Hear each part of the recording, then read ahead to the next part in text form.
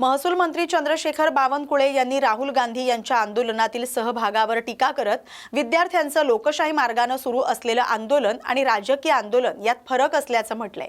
बावनकुळे म्हणालेत की विद्यार्थ्यांच्या प्रश्नांना सरकार गांभीर्याने घेत असून त्यांच्या समस्या सोडवण्यासाठी केंद्र सरकार सकारात्मक आहे। पंतप्रधान नरेंद्र मोदी यांनी देखील विद्यार्थ्यांना प्राधान्य असल्याचं स्पष्ट केलंय। भविष्यात विद्यार्थ्यांना आंदोलनाची वेळ येऊ नये यासाठी उपाययोजना केल्या जातील असं त्यांनी सांगितलंय। मामलेदार कोर्ट कायद्यातील सुधारणांबाबत बोलताना त्यांनी शेतकऱ्यांचे शेत रस्ते, वहिवाटीचे रस्ते आणि प्रलंबित प्रकरण जलद गतीने निकाली काढण्यासाठी सुधारणा करण्यात आल्याचं सांगितलंय। कर्जमाफीच्या याद्या लवकरच पूर्ण होतील अशी माहिती देखील त्यांनी दिली। सर, मामलेदार कायद्यामध्ये ऐतिहासिक सुधारणा मुख्यमंत्री देवेंद्र फडणवीस यांच्या सूचनेनुसार महसूल विभागाने केलेल्या आहे, काय सांगा? मामलेदार कोर्ट ऍक्ट मध्ये आणि कायद्यामध्ये काही सुधारणा करायचा विचार होता। शेतकरी शेतरस्ते आणि वहिवाटीचे रस्ते हे तातडीने खुले करणे, त्यावर अतिक्रमण काढणे, वर्षानुवर्ष कोर्टामध्ये सुरू असलेल्या तहसीलदार, प्रांत, कलेक्टरकडे केसेस त्या सुरू आहेत त्या निकाली काढणे आणि तातडीनं राज्यातल्या संपूर्ण शेतकऱ्यांना शेतरस्ता मिळणे याकरता मामलेदार नियमामध्ये आम्ही सुधारणा केली आहे। नोटीस थेट ईमेलने देणे, नोटीस व्हॉट्सअपवर पाठवणे आणि तातडीनं सुनावण्या घेऊन किमान 3 महिन्याच्या आतमध्ये या केसेस निकाली निघाल्या पाहिजे। शेत रस्त्याची केस 3 महिन्याच्या वर चालू नये असा विचार सरकार करताय। आणि एवढंच नाही तर शेत रस्ता अडवणे, पाण्याचा प्रवाह अडवणे, नाल्यावर अतिक्रमण करणे, महसुली नाल्यावर अतिक्रमण करणे, या सर्व बाबीवर आता आम्ही आळा बसवतोय। माननीय मुख्यमंत्री देवेंद्र फडणवीसजींनी तातडीनं पोलीस बंदोबस्त देण्याच्या सूचना नियमात सुधारणा केल्या की शेत रस्ता अडवला किंवा पाण्याचा प्रवाह अडवला पोलीस संरक्षण मोफत मिळेल, हा निर्णय घेतलेला आहे। आणि त्यामुळे एक मोठा जो आमचा राज्यातल्या शेतकऱ्यांचा, शेतरस्त्यांचा, वहिवाटीच्या रस्त्यांचा जो मूळ प्रश्न आज राज्यामध्ये आहे तो आम्ही पुढच्या 5 वर्षामध्ये या राज्याला संपूर्ण शेतकऱ्याला शेतरस्ते मिळावे ही भावना यामागची आहे। राहुल गांधी यांच्या आंदोलनाला पंतप्रधान नरेंद्र मोदी यांच्या निवासस्थानाबाहेर त्यांनी जे आंदोलन केलं त्याला तुम्ही नौटंकी म्हटले होते, याबाबत अनिल देशमुख यांनी तुम्हाला पत्र लिहिलेलं आहे, काय म्हटले त्यांनी? राहुल गांधी आणि राजकारण्यांनी या आंदोलनामध्ये नौटंकी केली। विद्यार्थ्यांच्या आंदोलनाला मी कधी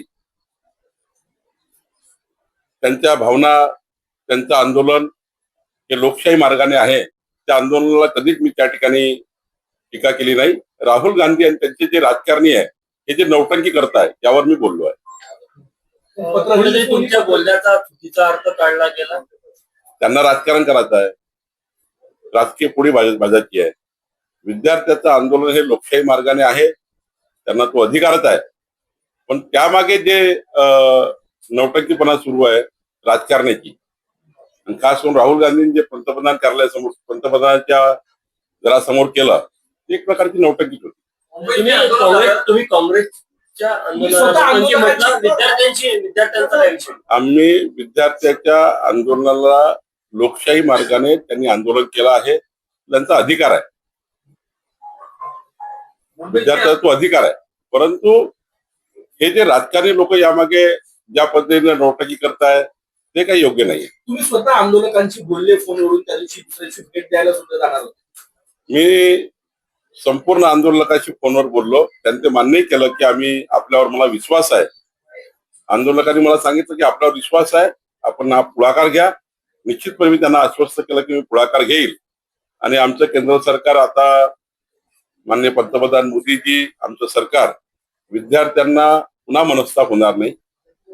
या देशातला विद्यार्थी सर्वोपरी आहे, या देशातला युथ सर्वोपरी आहे, या देशाच्या युवकांची मानसिकता खच्चीकरण होऊ नये पेपरफुटी सारख्या प्रकरणामध्ये ही बाब केंद्र सरकारने खूप त्या ठिकाणी सिरियस घेतली आहे।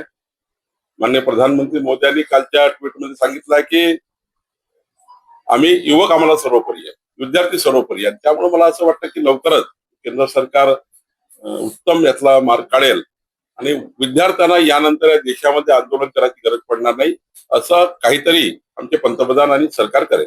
कायदा कठोर करणार आहे पेपर लीक बाबत काय सांगणार? नाही, अजून काही माननीय सुरुवात केला आहे माननीय पंतप्रधान मोदयांनी आणि केंद्र सरकारने. पण मला असं वाटतं की यानंतर या देशामध्ये विद्यार्थ्यांना रस्त्यावर उतरण्याची पाळी येणार नाही, असं काहीतरी आमचे पंतप्रधान आणि आमचे सरकार करेल. मुंबईमध्ये काल आंदोलनकर्त्यांचा पोलिसांकडूनच विनयभंग झालेला आहे आणि या संदर्भात खूप रोष पाहायला मिळतं. संताप आहे. दिल्लीचे तशा घटना घडल्या महाराष्ट्रात घडून माननीय मुख्यमंत्र्यांनी काल स्पष्टीकरण केलं आहे, त्यांनी कठोर कारवाई करण्याचे निर्देश दिले आहेत. त्या पोलिसवाल्याला शोधून कारवाई करण्याची सूचना आहे. हो, माननीय मुख्यमंत्र्यांनी कालच त्या ठिकाणी आपल्याला सांगितलं आहे की यावरती कडक कारवाई करणार. शेतकरी कर्जमाफीची पहिली यादी आली आहे, दुसरी यादी कधी येईल? राज्यामध्ये 35 लक्ष शेतकऱ्यांना 36,000 कोटी रुपये माफ करण्याचा निर्णय सरकारने घेतला. मुख्यमंत्री देवेंद्र फडणवीसचे मी आभार मानतो की त्यांनी निवडणुकीत दिलेलं जनतेला वचन पूर्ण केलं आणि आता हे याद्या एका वेळी पूर्ण होत नाही, पण ह्या महिन्याभरात 15 दिवसामध्ये जेवढे काही याद्या आहेत त्या फटाफट क्लिअर होतील आणि शेतकऱ्याचा कर्जमाफीचा जो निर्णय झाला तो अंमलात येईल. हो, काल मुख्यमंत्र्यांनी ते विषय सांगितला की कडक कारवाई केली जाईल. तो ड्रग्स वाला व्हिडिओ जो व्हायरल झाला ते प्रकरण होतं. ही काल संध्याकाळची घटना आहे मुंबईमध्ये. महिला आंदोलकांना बाहेर पाठवताना त्या पोलिसांची चौकशी करून कारवाई केली जाईल. साध्या वेशातील पोलीस कर्मचारी ते सांगतोय की माननीय मुख्यमंत्री देवेंद्र फडणवीसजींनी याबद्दलच्या कडक सूचना दिलेल्या आहेत आणि कडक कारवाई करण्याच्या त्यांनी पुढाकार घेतला आणि भूमिका घेतली आहे. दोन्ही राष्ट्रवादीच्या विलगीकरणाबद्दल